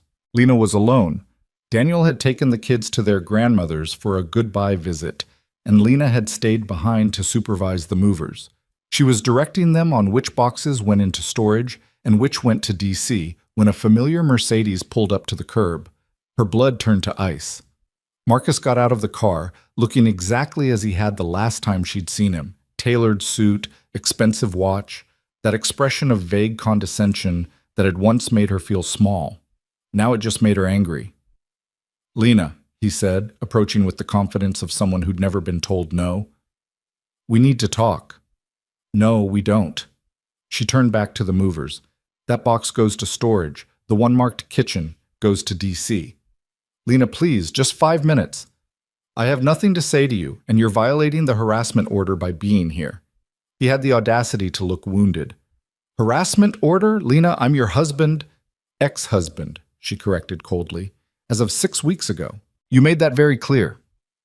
I made a mistake, Marcus said, and there was something in his voice, desperation maybe, or the realization that his actions had consequences. Jenna and I, it's not working out. The baby's been complicated. She's not who I thought she was, and I've been thinking about us. There is no us, Lena said, turning to face him fully. There hasn't been an us for a long time. Maybe there never was. Don't say that. We had 6 good years. We had 6 years where I tried to be what you wanted, and you tolerated me until I couldn't give you the one thing you decided mattered most. Her voice was steady, factual. You threw me out, Marcus.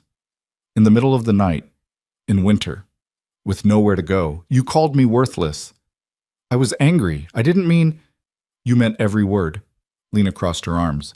And you know what? You were right about one thing. I was worthless. To you. Because you measured my value by my uterus. But I'm worth everything to people who actually loved me.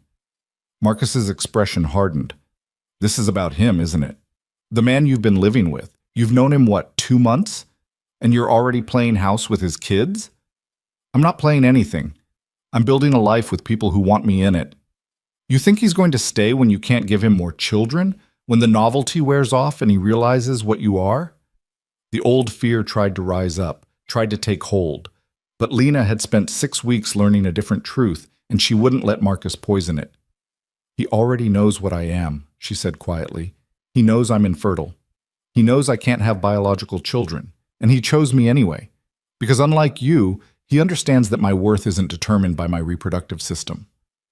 Lena, You need to leave, she said firmly. Right now, before I call the police and have you removed for violating a legal order. You're making a mistake, Marcus said, but he was backing toward his car now. This rebound thing with him won't last. And when it falls apart, don't come crying to me. I won't, Lena said, because even if it did fall apart, which it won't, I would still rather be alone than ever be with you again. She watched him drive away, waited until his Mercedes disappeared around the corner, and then her legs gave out. She sat down hard on the front steps, shaking, adrenaline flooding her system. She'd done it. She'd faced him. She'd stood her ground. And she'd meant every word. When Daniel came home an hour later, kids in tow and carrying takeout for dinner, he found Lena exactly where she'd been, sitting on the steps, staring at nothing. What happened? He asked immediately, his voice sharp with concern. The kids tumbled past her into the house, oblivious, but Daniel crouched in front of her, searching her face. Marcus came, Lena said. He wanted to talk, to tell me he'd made a mistake, that things with Jenna weren't working out. Daniel's expression went thunderous. He what? I told him to leave. I told him I'd rather be alone than ever be with him again. She looked up at Daniel. And I meant it. Some of the fury drained from his face, replaced by pride. You did? I did. Lena took a shaky breath. He tried to make me doubt this. Doubt us. Said you'd leave when you realized what I am. And for a second the old fear came back. But then I remembered what you said about my worth not being tied to my body, and I believed it more than I believed him. Daniel pulled her up and into his arms, holding her so tight she could barely breathe. I'm so proud of you, he murmured into her hair. So damn proud. I'm proud of me too, Lena said, and realized with some surprise that it was true. She'd stood up to the man who'd broken her. She'd chosen herself, chosen this family, chosen to believe in her own worth. It felt like victory. That night, after dinner and baths and bedtime stories, after the house had finally settled into sleep, Daniel found Lena in what would soon be their old bedroom, looking at the bare walls where pictures used to hang. Penny for your thoughts? He asked.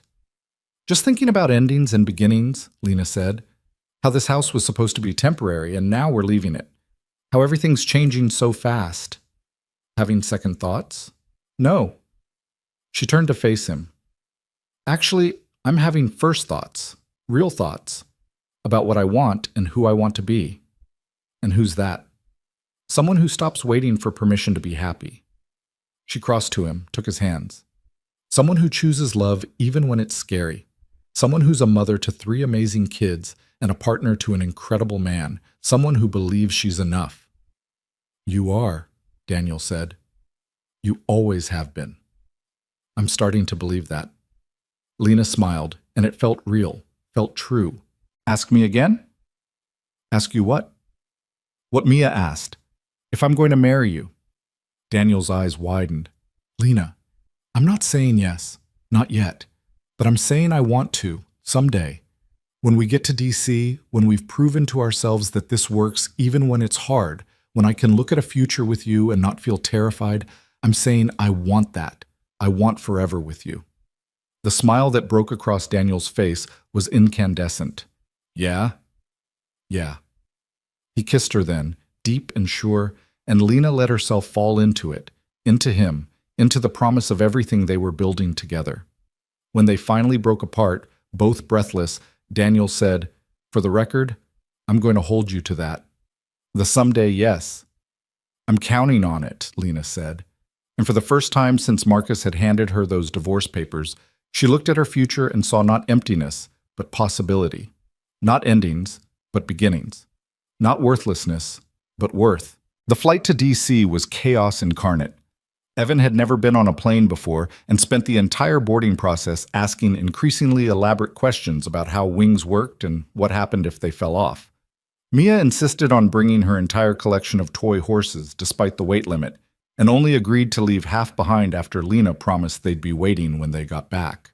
Noah sat with his headphones on, withdrawn and anxious, though he'd reached for Lena's hand during takeoff and hadn't quite let go. Daniel was buried in work emails, already mentally in contract mode, and Lena found herself managing the chaos alone for the first time. Not helping Daniel manage it, not assisting, just doing it. Being the person these three children looked to when they needed something. Being their mother. The words still felt too big in her mouth, too presumptuous. But when Evan threw up 30 minutes into the flight and immediately started crying for her, not Daniel, not a flight attendant, but her, Lena stopped questioning it and just acted. She cleaned him up, got him settled with ginger ale and crackers, and sat with him until he fell asleep against her shoulder. Across the aisle, Daniel caught her eye and mouthed, "Thank you." She mouthed back, "Family," and watched his expression soften into something that looked like love and gratitude and wonder all at once. The apartment in Arlington was smaller than the house they'd left behind, but serviceable. 2 bedrooms, one for Daniel and Lena, one for the kids to share temporarily until they figured out something better. The building was generic and corporate, the kind of place designed for short-term relocations, but Lena immediately started making it feel like home. She hung artwork the kids had made. She arranged their favorite books on the shelf. She made sure everyone's stuffed animals and comfort items were easily accessible. By the time they went to bed that first night in a strange city, the apartment felt less like a hotel and more like theirs. "You're a miracle worker," Daniel said, watching her tuck Mia in for the 3rd time, because Mia kept remembering one more thing she needed to tell Lena about her day. "I'm a former teacher," Lena corrected. "We're trained in controlled chaos." Still miraculous. The first week was brutal. The kids started at their new schools and came home overwhelmed and exhausted. Noah got in a fight with a boy who made fun of his accent. "We don't have accents," Noah insisted tearfully. "They do," and had to be picked up by Lena while Daniel was in meetings. Mia cried every morning before school, clinging to Lena and begging not to go. Evan, ever adaptable, seemed fine until bedtime, when he'd wake up screaming from nightmares about being lost. Daniel worked 18-hour days, leaving before the kids woke up and coming home after they were asleep. Lena knew this was temporary, knew it was necessary, but the weight of solo parenting 3 traumatized children in an unfamiliar city was crushing. She started looking for teaching positions, more out of desperation for adult conversation than immediate financial need. The interviews went well. Her credentials were solid, her experience relevant, but every job would start mid-year, dropping her into someone else's classroom, someone else's curriculum, someone else's mess. "Take the one at the elementary school in Fairfax," Daniel suggested one night during the rare dinner they managed to share. "It's closest to here, and the principal seemed to really like you." "It's a special education position," Lena said. "I don't have that certification. But you'd be good at it, and they're willing to train you." "Daniel, I can't add training requirements on top of everything else right now. The kids need stability. They need someone who's present." "They have me." Lena gave him a look that said exactly how present he'd been lately. He had the grace to wince. "It's just this phase. Once the initial setup is done, I know, you've said that 3 times this week." She softened her tone, seeing the exhaustion in his face. "I'm not blaming you. This is your job. But I need you to understand that I'm drowning here, and taking on a full-time teaching position right now would pull me under completely." "So what do you want to do?" Lena stared at her cold dinner, at the dishes piled in the sink, at the homework scattered across the counter. "I want to be what they need. Right now, that's a full-time parent. The job can wait." "You're sure?" "No, but I'm doing it anyway."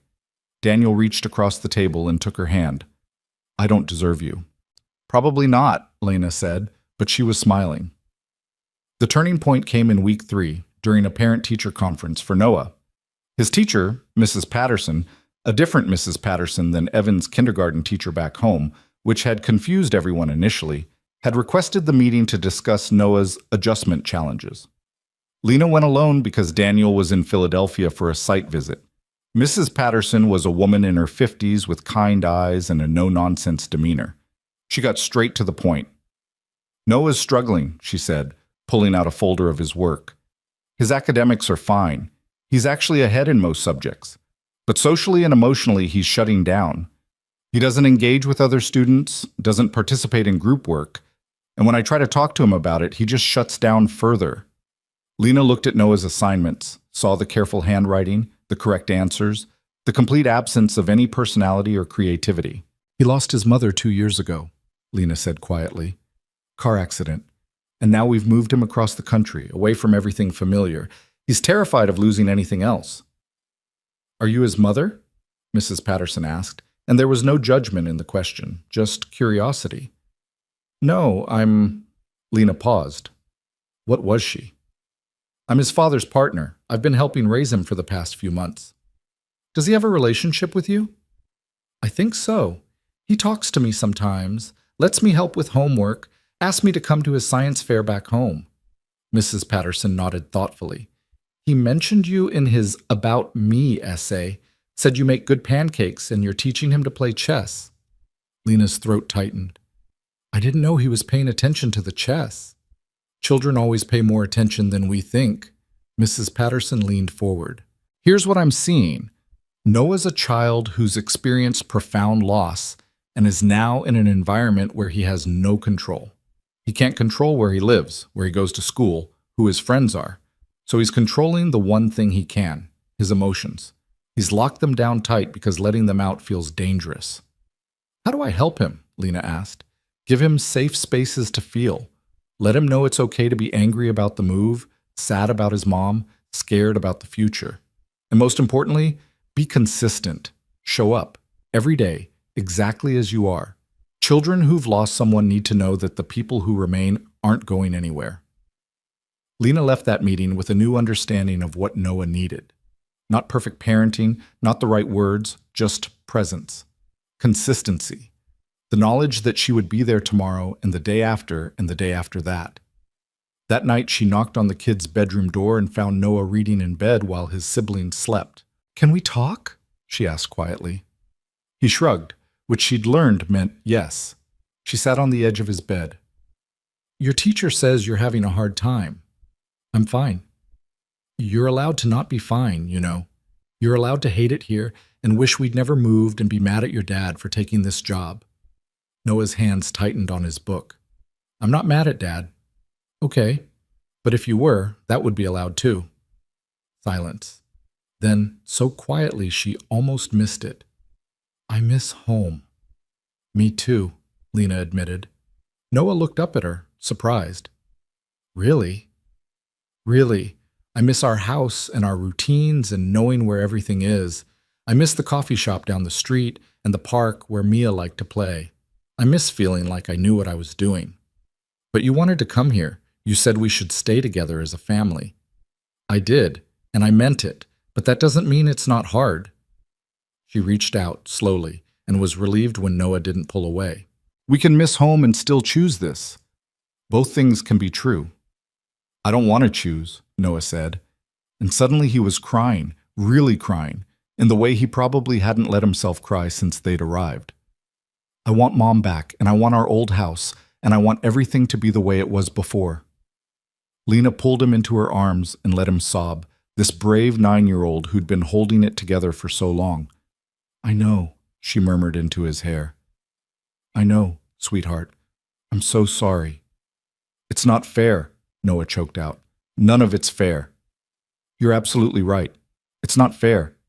You shouldn't have lost your mom. You shouldn't have had to move. You should get to be a kid who doesn't worry about whether the people he loves are going to disappear. Are you going to disappear? The question hit her like a punch. No, I promise you, Noah, I'm not going anywhere. You can't promise that. Mom promised she'd be back and she wasn't. He was right. She couldn't promise immunity from accidents or illness or the 1,000 random tragedies that could tear families apart. You're right, she said. I can't promise nothing will ever happen to me. But I can promise that I will never choose to leave you. I will never walk away from you or your dad or Mia or Evan. I'm here because I want to be, and that's not going to change. Noah pulled back to look at her, his face blotchy and wet. Even though we're not yours? Even though you didn't choose to have us? I did choose you, Lena said firmly. Maybe not the traditional way, but I chose to be here. I chose to get on that plane. I chose to be your... She paused, the word catching in her throat. Our what? Noah pressed. Your mom, Lena said, and the word didn't feel too big anymore. A It felt exactly right. If you'll let me. Noah stared at her for a long moment. Then he launched himself back into her arms and held on tight. Okay, he whispered. Okay. They stayed like that until Lena felt him start to relax, the tension finally draining from his small body. When she tucked him back in, he was already half asleep. "Lena?" he murmured as she reached the door. "Yeah, bud? I'm glad you're here." She had to wait until she was back in her own room to let herself cry. Daniel came home 3 days later to find the apartment transformed. Lena had rearranged the furniture to create separate spaces for each child. She'd hung curtains to give them privacy. She'd set up a homework station and a reading corner and had somehow made the generic corporate housing feel like a home. "How did you—" he started, but she cut him off with a kiss. "Later. Right now, I need to tell you something." They sat on the couch, and Lena recounted the conversation with Noah, with Mrs. Patterson, with her own realization about what these children needed. "I'm their mother," she said simply. "Not biologically, not legally yet, but in every way that matters. And I need to commit to that fully, which means I'm not taking a teaching job this semester. Maybe not next semester either. The kids need stability more than we need my income. Lena, I can't ask you to sacrifice your career. See, you're not asking. I'm choosing." She took his hands. "I spent years trying to become a mother through fertility treatments and biological means, thinking that was the only way it could happen. And the universe had other plans. It brought me to you and Noah and Mia and Evan and gave me motherhood in a completely different package. I'm not going to waste that by being physically present but emotionally absent because I'm juggling too much." "Are you sure?" Daniel asked, and she could see the relief and guilt warring in his expression. "I've never been more sure of anything." She paused. "But I need something from you." "Anything. I need you to trust me with them. Really trust me. I need you to introduce me as their mother, not your partner or their caregiver. I need you to support me when I make parenting decisions, even if they're different from what you would choose. I need you to let me be their parent, not just their babysitter." Daniel's eyes were suspiciously bright. "Done. All of it. You're their mother, Lena. You have been since the day you chose to stay. Then I need one more thing. Name it. Marry me." Daniel's mouth fell open. "What?" "You said someday you'd ask me to marry you. Well, someday is now, except I'm asking you." Lena's hands were shaking, but her voice was steady. "I don't want to wait anymore. I don't want to keep questioning whether this is real or whether I deserve it. I want to be your wife and their mother, legally and officially and completely. So marry me, Daniel Brooks." For a moment, he just stared at her. Then he laughed, a sound of pure joy, and pulled her into his arms. "Yes. Absolutely yes. Tomorrow if you want. If—" "Let's give it at least a few weeks," Lena said, laughing too. "But soon, really soon." They told the children that weekend over breakfast, and the reactions were exactly what Lena had hoped for. Mia screamed and clapped and immediately started planning her flower girl dress. Evan asked if there would be cake, and when assured there would be, declared it the best news ever. Noah smiled, actually smiled, wide and genuine, and said quietly, "Good. You should be official." They got married 6 weeks later in a small ceremony at a park in Arlington. Daniel's parents flew in, along with his sister. Lena's sister Amy came from Seattle, bringing their parents from Florida. The children were there, dressed up and excited, and a handful of Daniel's colleagues who'd become friends. Rebecca Chen came too, bearing good news. "Marcus signed the final agreement," she told Lena before the ceremony. "Complete termination of all claims. You're free." Free. The word had never sounded so beautiful. The ceremony itself was simple. No elaborate decorations, no expensive venue. Just a judge, some folding chairs, and the people they loved. But when Lena walked down the makeshift aisle with Noah, Mia, and Evan at her side, because they'd insisted on walking with her, not just watching, she felt more complete than she'd ever felt in the expensive church where she'd married Marcus. Daniel's vows made her cry. Her vows made him cry. The children cheered, and when the judge pronounced them married, all 5 of them came together in a group hug that was chaotic and perfect and exactly what a family should be. At the reception afterward, just cake and punch in the park pavilion, Amy pulled Lena aside. "You look happy," she said. "Like, really happy, not pretending happy." "I am," Lena said, watching Daniel chase Evan around the pavilion while Noah and Mia argued over who got the biggest piece of cake. "I really, really am." "I'm glad. You deserve this." Amy paused. "I'm sorry I doubted it at first. Doubted him. You were protecting me, I get it." "Well, you don't need protecting anymore. You've got this whole fierce thing going on now. It's impressive." Lena laughed. "Fierce? Me?" "Yes, you. The woman who stood up to her abusive ex, who moved across the country for love, who just married a man with 3 kids and took on instant motherhood without blinking. That's fierce, Lena. That's brave." Maybe Amy was right. Maybe she was brave. Or maybe she'd just finally found something worth being brave for. The months that followed weren't perfect. Daniel's contract was extended. The 4 months became 6, became 8. The kids had rough days where they missed their old school and old friends. There were moments when Lena felt overwhelmed and underqualified and terrified she was screwing everything up. But there were also perfect moments. Noah making the honor roll and running to show Lena first. Mia's first loose tooth and the elaborate fairy door they built together for the tooth fairy to use. Evan finally learning to tie his shoes and the proud demonstration he performed for everyone at dinner.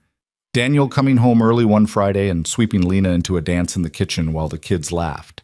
The 5 of them curled on the couch for movie night, arguing over what to watch and whose turn it was to pick. Bedtime stories that ran long because there were always more questions. Saturday morning pancakes that were definitely burnt, but everyone ate anyway. The slow, steady building of trust and love and family. One evening, about 7 months after the move, Lena was helping Noah with a school project about family trees. He'd been working on it for days, carefully mapping out branches and adding names. "Who do I put here?" he asked, pointing to a spot on the tree. "For you?" Lena looked at the chart. He'd put Daniel and Sarah as his parents, which was absolutely right. But now he was creating a separate branch, and he wanted to know where she fit. "What feels right to you?" she asked. Noah thought about it. "I could put stepmother, but that feels wrong. You're not like the evil stepmothers in stories." "I should hope not. Or I could put bonus mom. That's what my friend Jake calls his dad's wife. That works." "But it's not quite right either." Noah chewed his pencil, thinking hard. "You're just mom. That's what I call you now. That's what Mia and Evan call you. So maybe I should just put mom?" Lena's vision blurred with tears. "Noah, but I don't want to erase my first mom. She was important." "She was incredibly important," Lena agreed. "And she'll always be your mother, but you're allowed to have 2. You're allowed to have Sarah, who you loved and lost, and me, who's here now. Both can be true." Noah looked at his family tree, then carefully wrote in 2 branches. On one he wrote Sarah, mom, deceased. On the other, he wrote simply, Lena, mom. "There," he said, satisfied. "That's my family." Lena couldn't speak past the lump in her throat, so she just hugged him tight. That night, she showed Daniel the finished project. "He put you as mom," Daniel said, his voice thick with emotion. "He did. And Sarah, too. He didn't erase her. No, he made room for both of us."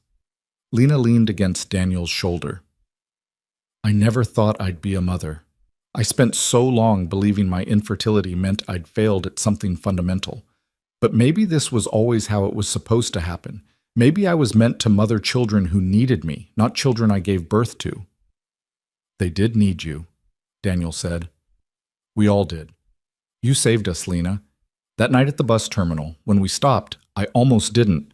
I almost walked past because it was late and the kids were tired and it would have been easier. But Mia saw you and wouldn't let me leave. And thank heaven she didn't, because you saved all of us." "You saved me too," Lena said. "I was drowning and you threw me a rope." "We saved each other." They sat in comfortable silence for a while, watching the streetlights through the window. "I heard back from the adoption lawyer," Daniel said eventually. Lena sat up. "And?" "She says the case is straightforward. Since Sarah passed and you're my legal spouse and the children want it, there shouldn't be any issues with you adopting them. We can file next month if you want. I want, Lena said immediately, more than anything. The adoption process took 4 months of paperwork and home visits and interviews. But finally, on a cold February morning, almost exactly 1 year after Lena had first met the Brooks family, they stood in family court and made it official. The judge was a woman who reminded Lena of her grandmother, warm and practical. "Do you understand," she asked Lena, "that by adopting these children, you're taking on all the legal rights and responsibilities of parenthood? That you'll be their mother in every legal sense?" "I do," Lena said. "And Noah, Mia, Evan, do you want Lena to be your legal mother?" "Yes," Mia shouted, causing several people in the courtroom to laugh. "Yes," Noah said clearly. "Yes, and can we have cake after, like, at the wedding?" Evan asked. More laughter. The judge smiled.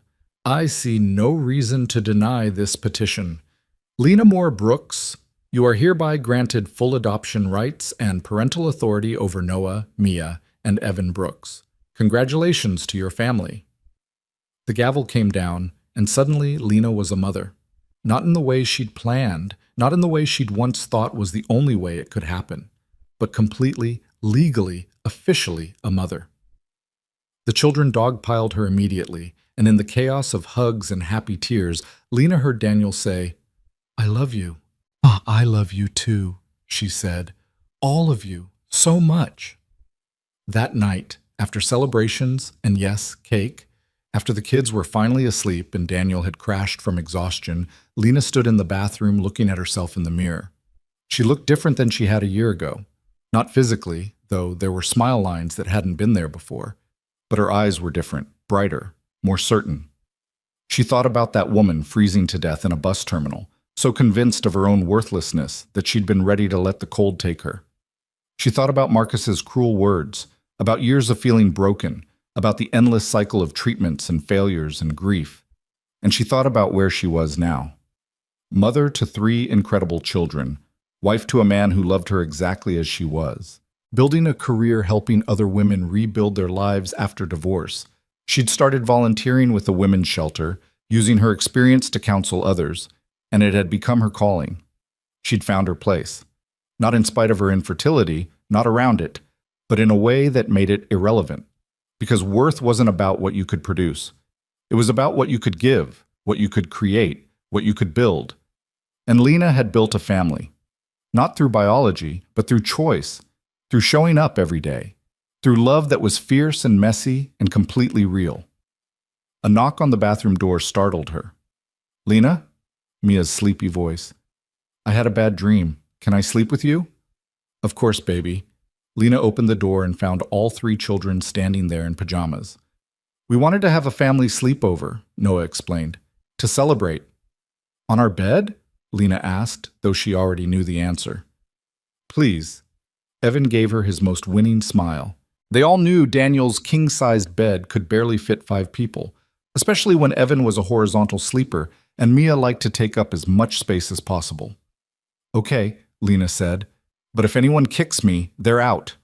The children cheered and tumbled into the bedroom, somehow managing to wake Daniel, who groaned but made room without complaint. They arranged themselves into a pile of limbs and warmth, and Lena found herself in the middle with a child on each side and Daniel's arm around all of them. "This is ridiculous," Daniel murmured, but he was smiling. "This is perfect," Mia corrected. And lying there, surrounded by her family, her chosen, built from broken pieces, perfectly imperfect family, Lena had to agree. This was perfect. She'd spent so long thinking she needed to be fixed, needed to be made whole through biology and babies, and the traditional path to motherhood. But she'd been whole all along. She just needed to find the people who could see it. And now, lying in a crowded bed in a temporary apartment in a city that was slowly becoming home, with 3 children who called her mom and a husband who loved her fiercely, Lena finally understood what she'd been searching for all those years. Not the ability to create life, the courage to choose it. She'd chosen life that frozen night at the bus terminal, when she'd accepted help from strangers. She'd chosen it every day since when she'd stayed instead of running. She'd chosen it when she'd let herself love these children, when she'd said yes to being their mother, when she'd built a future from the wreckage of her past. And that choice, that daily, difficult, Beautiful choice. Had given her everything she'd ever wanted, just not in the package she'd expected. "I love you guys," she whispered into the darkness. A chorus of sleepy "love you too" came back, and Lena closed her eyes, finally, completely at peace. She'd been thrown out by her husband for being infertile, discarded like she was worthless. But a single dad CEO had asked her to come with him, and in doing so, had given her the world. Not because he'd fixed her, not because he'd made her whole, but because he'd seen her worth when she couldn't see it herself. And together, they'd built something beautiful. They'd built a family. And Lena, once broken, once hopeless, once convinced she had nothing to offer, had learned the greatest truth of all. Love multiplies. It doesn't divide. And there's always room for one more at the table, especially when that one more is exactly where they're supposed to be. The end.